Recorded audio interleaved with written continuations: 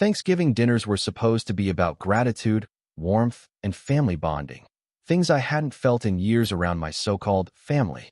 This year, though, I knew something was off before I even walked through the door. Just hours earlier, I received an accidental text from Natalie's best friend, a group chat screenshot discussing how they'd voted me out of the family. The message wasn't meant for me, but there it was. Natalie says we need to make it official tonight. No more cash cow. My stomach churned as I stared at the screen, my hands trembling with a mix of anger and disbelief. They had been planning this behind my back for weeks, months, and now they expected me to sit quietly while they delivered their verdict. When I arrived at the house, the air felt heavier than usual. Everyone gathered around the table, laughing and chatting as if nothing was amiss. But I could see it in their eyes, the nervous glances, the forced smiles. It was all a performance, one they'd rehearsed to perfection. And then came the moment I'd been dreading. Natalie stood up, her smug grin plastered across her face like she'd won some grand prize. "Before we carve the turkey," she began, her voice dripping with faux sincerity, "there's something important we need to address." The room fell silent. Forks paused midair, and my gut clenched. That tone, that condescending, self-righteous tone, was the same one she used when she got me grounded at 14 for a party I didn't even attend. "We took a vote," she continued, looking around the table like a queen addressing her loyal subjects, "and unanimously decided you're not family anymore." She gestured toward me, her words slicing through the air like a knife. For a split second, I thought I misheard her. But then the clapping started, actual applause, as if they'd just announced the winner of a competition. Laura cheered like she was at a concert. Uncle Mitch raised his wine glass in celebration. Even my own mother laughed, saying casually, "Well, someone had to say it." My father simply sipped his beer, muttering under his breath, "It's probably for the best." The betrayal hit me like a freight train, but instead of crumbling, I laughed. A soft, bitter laugh that echoed through the stunned silence. "Wow," I said, pushing my chair back slowly. "You guys actually rehearsed this." Natalie's grin faltered for a moment, but she quickly recovered, doubling down on her cruelty. "You've been toxic for years," she sneered. "We're finally done pretending." That's when I reached into my bag and pulled out a thick folder, placing it gently on the table. The sound it made, thunk, cut through the tension like a blade. I leaned back in my chair, folding my arms as I met Natalie's gaze. "Why don't you find out?" I said, my voice calm but laced with venom. Her smirk wavered as she snatched it up, flipping it open. Within seconds, her face turned pale, her hands shaking as she scanned page after page. Then she screamed, a blood-curdling scream that shattered the illusion of their perfect plan. The moment Natalie opened the folder, her face turned ghostly pale. Her hands trembled as she flipped through page after page of meticulously documented evidence. Bank transfers, screenshots of private messages, and even recordings that exposed years of manipulation and betrayal. She let out a blood-curdling scream, dropping the folder like it was on fire.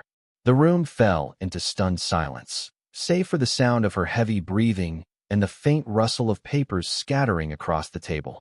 Everyone froze, their eyes darting between me, Natalie, and the damning contents now spilling out onto the tablecloth. I leaned back in my chair, arms crossed, wearing an expression of calm detachment. "I've been preparing this for a long time," I said evenly, my voice cutting through the tension like a knife. "Just waiting for today." My words hung in the air, dripping with finality. Natalie's wide eyes locked onto mine, her lips quivering as if she wanted to say something but couldn't find the words. Joel reached over hesitantly to pick up one of the pages, his brow furrowing deeper with each line he read.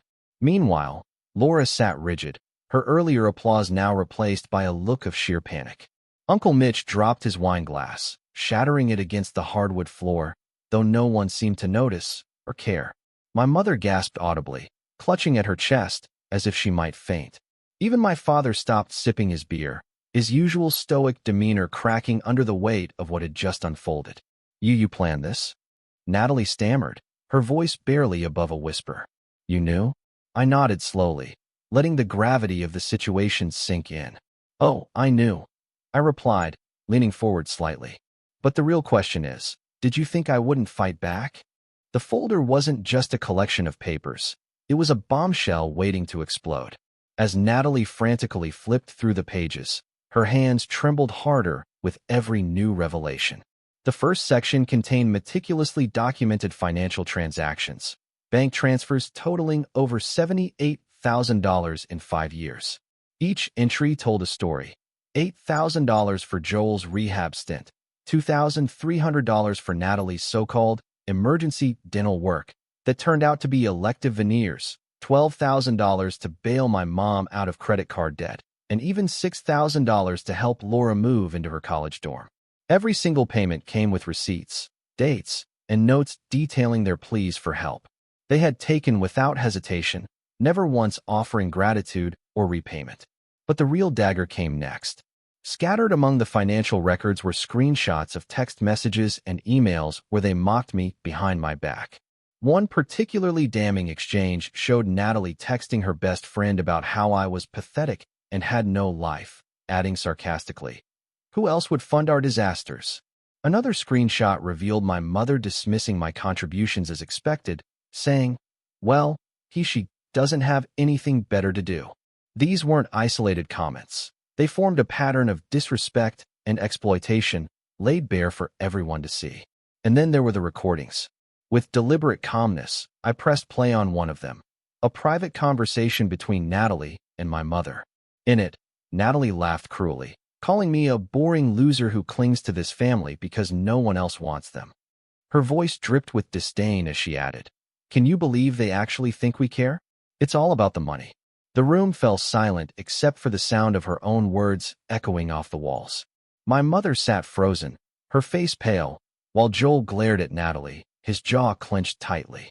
If that wasn't enough to shatter whatever remained of the illusion, the final blow came when Joel stumbled upon something unexpected, a hotel bill from Santa Monica.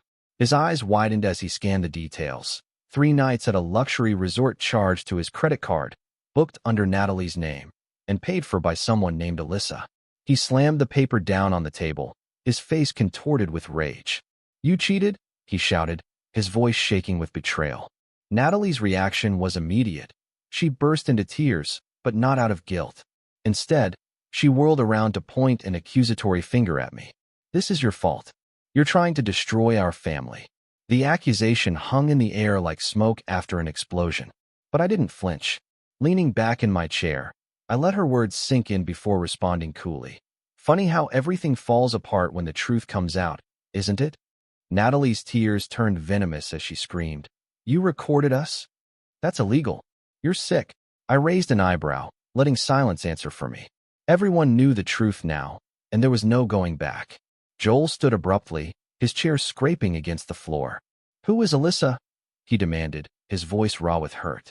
Natalie stammered, unable to form a coherent response. For once, she had no excuses, no dramatic flair to mask her lies. Her silence spoke louder than any denial could.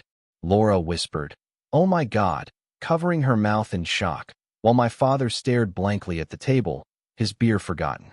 In that moment, the carefully constructed facade of our perfect family crumbled completely. What started as a staged intervention ended in chaos, betrayal, and heartbreak, but none of it was mine to bear anymore.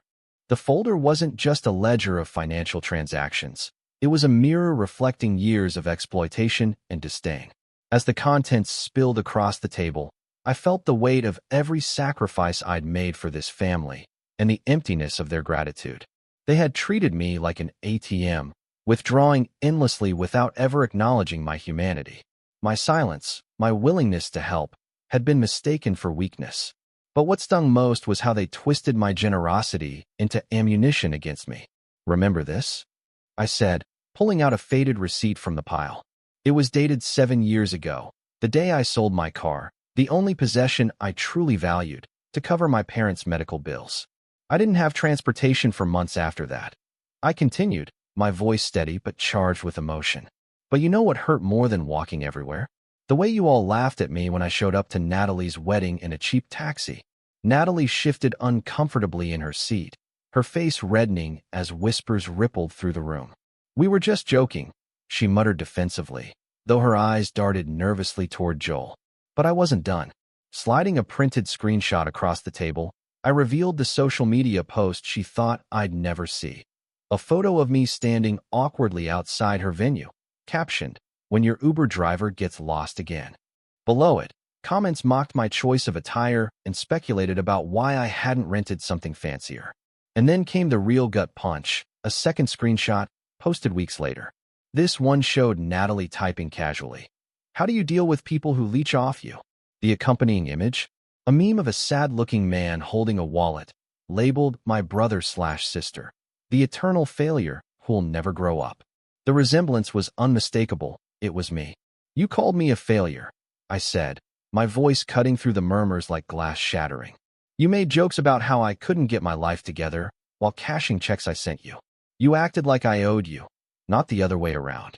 Every word felt like a match being struck, igniting flames of shame on their faces. Even Laura, who had clapped so enthusiastically earlier, now looked away, unable to meet my gaze. Joel flipped another page in the folder, his expression darkening. "Is this everything?" he asked quietly, his tone laced with disbelief. I nodded. "Every dollar, every insult, every time you made me feel small so you could feel big. And yet here we are. You still can't admit how much you took from me." The room grew suffocatingly quiet.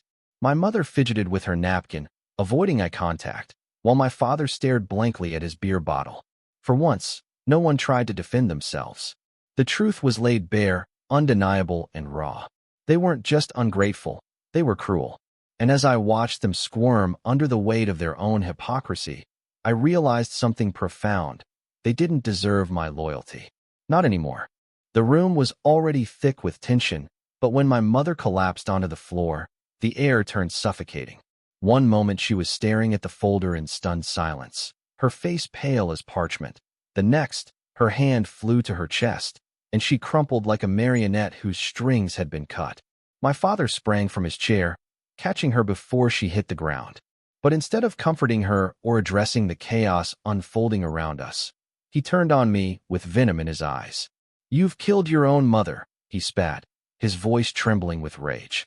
The accusation sliced through the room like a blade, leaving behind an eerie stillness. For a second, I thought about defending myself, explaining that this wasn't my fault, that it was their lies and manipulations that brought us here. But what would be the point? His words weren't meant to hold me accountable. They were designed to wound, to shift the blame back onto me where it always landed. As he helped my mother sit upright, whispering something I couldn't hear, I noticed how deliberately he avoided looking at me. Not once did he ask if I was okay, not that I expected him to. He hadn't protected me when Natalie declared me not family, and he certainly wouldn't now. When my mother finally regained consciousness, tears streaming down her face, the rest of the family scrambled to play peacemaker. "Can't we just calm down?"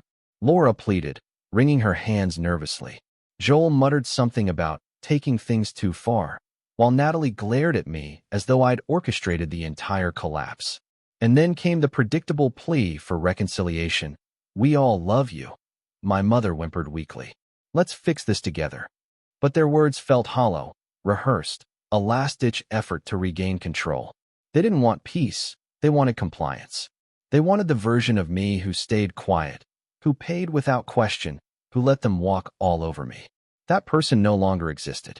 I shook my head slowly, meeting each of their gazes with unwavering resolve. "No," I said firmly. "This ends now."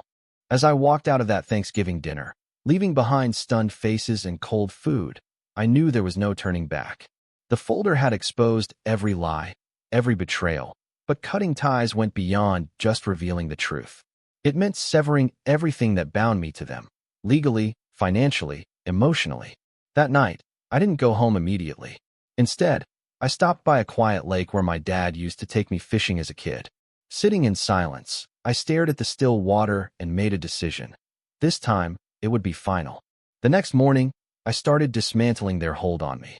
First, I revoked my power of attorney for my parents, a document they'd pressured me into signing years ago when Mom's health began declining. Then came the accounts, joint bank accounts frozen, passwords changed, emergency contacts updated. Natalie, blocked on every platform she could possibly use to reach me. Joel too, though part of me wondered if he'd even try after what he'd seen in the folder. Every step felt like shedding layers of armor I'd been forced to wear for years. But the real shock came 2 days later. As I brewed my morning coffee, my phone rang, an unfamiliar number. On the other end, a lawyer introduced himself, claiming he represented my parents. "They're considering legal action," he said bluntly. "Violation of privacy, defamation, damaging the family's reputation." His tone was icy, professional, but I heard the desperation beneath it. They thought they could weaponize the law against me. One last attempt to regain control. For a moment, I considered laughing. Instead, I responded with calm precision. "Let the court decide who's really in the wrong." The line went silent before he muttered something about needing more information and hung up. I sat there, holding the phone, feeling an odd mix of anger and relief. This was their true nature laid bare once again. Not protectors or loving family members, but manipulators clutching at straws to keep their grip on me. By the end of the week, I drafted letters revoking any remaining legal ties. I mailed them certified so there'd be no question. They'd have proof I wasn't bluffing. Each envelope sealed felt like closing another chapter of my life. And while I expected fallout, I also felt lighter, freer than I had in decades. The weight of their expectations was gone, replaced by something far more valuable: autonomy. The silence after cutting ties didn't last long. Within days, the messages began flooding in: texts, calls, emails, all variations of the same plea. "You've gone too far," or "Come back, we're sorry." But beneath their words, I could hear what they really wanted: money. Natalie was the first to strike, accusing me of ruining her marriage and threatening to sue for emotional distress. My mother followed with voicemails, her voice trembling as she begged, "We need you. Your father's health is failing." Even Joel reached out, though his tone was less accusatory and more confused. "Is everything in that folder true?" he asked hesitantly. But not everyone reacted with hostility. A week later, I received a text from Laura, my cousin who had once clapped at my dismissal during Thanksgiving dinner. Her message was short but sincere. "I didn't know you paid for my tuition. I'm so sorry I went along with them. You were always the one who actually helped." It wasn't an apology, exactly, but it felt like progress. Then came Joel again, this time with clarity. "Natalie cheated on me," he wrote. "She lied about everything: the hotel, the loans, even how she treated you. I filed for divorce. Thank you for showing me the truth." Just when I thought I'd hardened myself against their manipulations, something pierced through my resolve: an email from Ellie, Natalie's teenage daughter. The subject line read, "Please help us." Inside, her desperation poured out. "Mom is falling apart, and Dad left us. Everyone says it's your fault because you stopped helping her. I don't know what to do. Please come back if only for her sake." Her words hit me harder than I expected. For a moment, guilt crept in. Visions of Ellie crying alone, caught in the chaos I'd unleashed. I drafted a reply multiple times, each version softer than the last, but ultimately, I sent her a brief note instead. "Ellie, I'm sorry you're going through this. What your mom needs isn't money, it's professional help. Talk to someone you trust, like a counselor or teacher. You deserve support too." Then came the guilt trips, relentless and calculated. Days after Ellie's email, my mother sent me a photo of my father lying in a hospital bed, hooked up to machines. The caption read, "This is your fault. If you hadn't abandoned us, maybe he wouldn't be here." My chest tightened as I stared at the image, wondering if I'd pushed them too far. But fate has a way of exposing lies. 2 days later, while shopping at the local grocery store, I spotted him, my supposedly dying father, casually browsing cereal aisles. He looked up, saw me, and froze. His face turned red as he stammered, Hey, fancy seeing you here." That moment confirmed everything I already suspected. Their cries for help weren't genuine. They were performances designed to reel me back into their toxic orbit. I walked away without saying a word, leaving him standing there, clutching a box of Cheerios. That night, I sat by my window, staring at the city lights, and realized something profound. No matter how much they tried to drag me back, I'd built a life where I didn't owe anyone anything. Not money, not guilt, not silence. And for the first time in years, I felt truly free. Christmas Eve was supposed to be quiet, a night for me to reflect on how far I'd come. Instead, it turned into their final act of desperation. A knock at my door startled me. Unexpected visitors at 8 p.m. peering through the peephole. I froze. It was them, Mom, Laura, and even Natalie, bundled in coats, arms laden with wrapped gifts that looked hastily assembled. They stood awkwardly under the flickering porch light, shifting from foot to foot as if rehearsing what they'd say next. I didn't open the door. Instead, I grabbed a notepad, scribbled a message, and taped it to the inside of my window where they could see it. I gave everything for you. Now take care of yourselves. Their faces fell as they read it. Natalie tried knocking again, harder this time, but I ignored her. Eventually, they left, leaving the presents behind like abandoned props in a failed play. But Natalie wasn't done. Days later, I discovered she'd hired a private investigator to dig into my life, hoping to unearth some secret or weakness she could exploit to force me back. She thought she'd find scandal, something juicy enough to blackmail me into submission.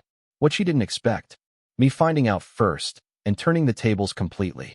When the PI contacted me under false pretenses, I immediately recognized his clumsy attempts to gather information.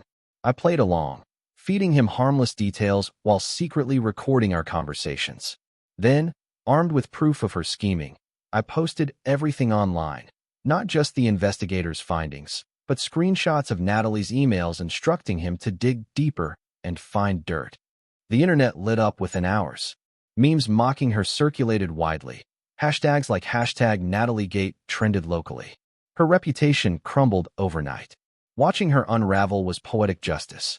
For years, she manipulated others without consequence, hiding behind a mask of charm and entitlement. But now, stripped bare by her own actions, she became a laughingstock. Even Joel messaged me privately, saying, "You really showed her who's boss." Months after the Thanksgiving dinner that changed everything, I stood on the balcony of my new apartment in a city where no one knew my name. The air smelled different here, cleaner, freer, and for the first time in years, I felt like I could breathe. I had started over completely, a new job, a cozy studio apartment, and even a scrappy little rescue dog named Milo who followed me everywhere. He wasn't just a pet. He was proof that love didn't have to come with strings attached. I also rediscovered parts of myself I'd long abandoned. One Saturday morning, I walked into an art supply store and bought paints, brushes, and canvases, things I hadn't touched since childhood. Back then, I always told myself I didn't have time for hobbies. Now, sitting cross-legged on my living room floor, I let colors spill across blank spaces, creating something entirely my own. It wasn't perfect, but it was mine, a reminder that I didn't need anyone's approval to exist. Taking care of myself became non-negotiable.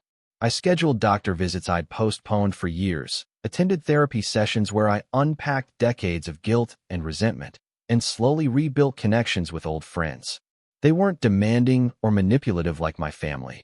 They simply wanted to share life with me.